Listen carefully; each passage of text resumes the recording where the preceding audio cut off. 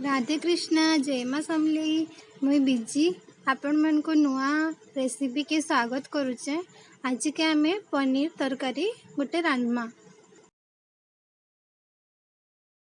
तो इन देखुन मुईटा मटर चना नहीं ग्रीन मटर एटा शिमला मिर्चा आउ पनीर के एटा पीस पीस करी कट कर देचे आ शिमला मिर्चा के एंता शेप रो कट करिछन देखुन आ प्याज के भी ई शेप रो कट कर देचे। आसुन देखमा एटा मुई देखुन पनीर रो मसला लगी प्याज नीचे बड़ बड़ खंड काटी दीचे आ एटा होचे लहसुन 5 कोल नीचे एटा अदा आ एटा होचे टमाटर ई सबू के मुई हादे भाजी देमी आ भाजी करी तार पेस्ट बनामी। तो चलुन एटा के भाजमा। कढ़ाई रे तेल टिके नीजिमा तापरे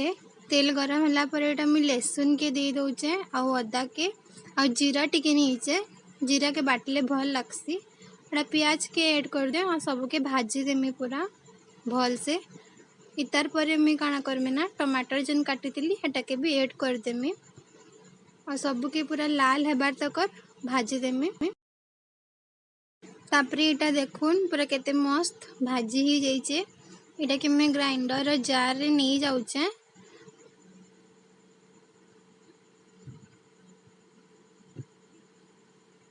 इनु दालचीनी गुटे खण एटा ऐड कर दोचे इनु तापरे मुई पिस्ता बादाम 4टा दे दोचे आटा के ग्राइंड कर देमी सब के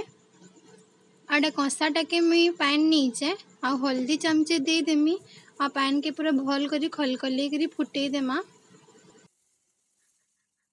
यहाँ दे कढ़ई नु तेल नहीं करी पनीर के एंता 4-4टा 5-5टा करी मुई भाजी देमी टिके टिके लाल करी करी भाजी देमी आ एटा के भाजी सरला परे सब के नहीं करी जन हल्दी पैन पूरा करथिली खलखले करी फुटी जाइतला एटा के पके देमी सेतरे पनीर के पैन गरम थिबा आउ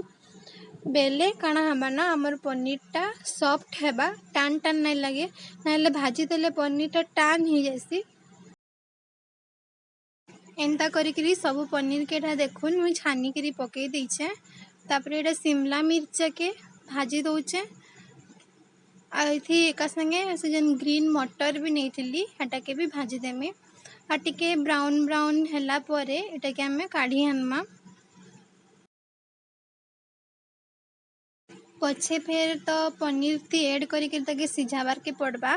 तो एटा हे गला न हमर शिमला मिर्चा आटे के मैं अलगे नौचे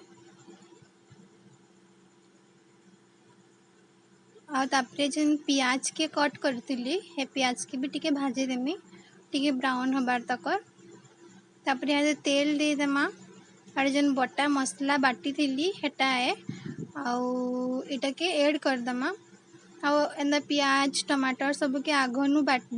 माने भाजी की बाटले तार टेस्ट के अलगा लगसी। मसला के टिके भाजी देमा तेल रे आ तापरे मिर्चा गुणा देमा मसला बाटी होतबा मिर्चा देमा बेले तरकारी रे कलर आसी आ मसला बाटी ही गला न एटा मिर्चा गुण दे दोचे तापरे हल्दी दे देमी आ एटा गरम मसला दे दोचे आ स्वाद अनुसार आपण माने नमक दे देबे आउ एटा पानी टिके ऐड करी मसला के घाटी देमी आ मसला देखुन खदखदे करी फुटी गला न मसलाटा जेते भाजी हेबा हेते भल लागसी आपण माने भी ट्राई करबे घरे ई प्रोसेस रे आ पनीर तरकारी बहुत टेस्टी हितला। एटा तापरे मुई जेन शिमला मिर्चा मटर प्याज सब के भाजी थिली ऐड कर दोचे आ टिके भल से घाटी देमी एटा के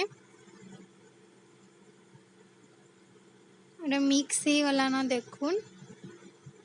और टिके फुटी जिबा बेले जेन कच्चापन थिबा शिमला मिर्चा रे मटर रे एटा टिके माने मेल्ट मेल्ट बेले काना कि पिघली जिबा माने सॉफ्ट ही जिबा।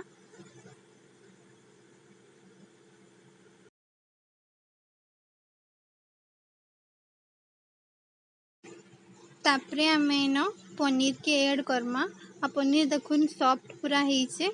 आउ हे प्रोसेस रे करे देखबे थरे आउ पनीर टान नहीं हुए आमे पनीर की छानी देसु अंदर नाई बतरू बेले सेटा टिके टान ही जैसी पैन टा गरम थिबा पनीर के बतरे देथिबे एटा मैं पनीर ऐड करी साइली न आड़े घाटी देमी और घाए फुटाबार लगी देमी। आपण मैंने झोल रखबार लगी चाहे बेले पानी देवे ना सादा मैंने पानी ना देवे मुझे टे झोल करमी बोलिकी पानी देदेली आगे घाए फुटे दमा मसलाटा पनीर भेदी जावा जनता आउटा देखुन पनीर ही गलान आउ तार झोल सब तले रही जाइए सुखा सुखा दिशुचे। आपण मैंने घरे ट्राए करबे मते जनाबे कमेंट करी मोर चैनल के लाइक करदेबे शेयर करदेबे और नुआ अच्छन बेले सब्सक्राइब करदेबे। धन्यवाद।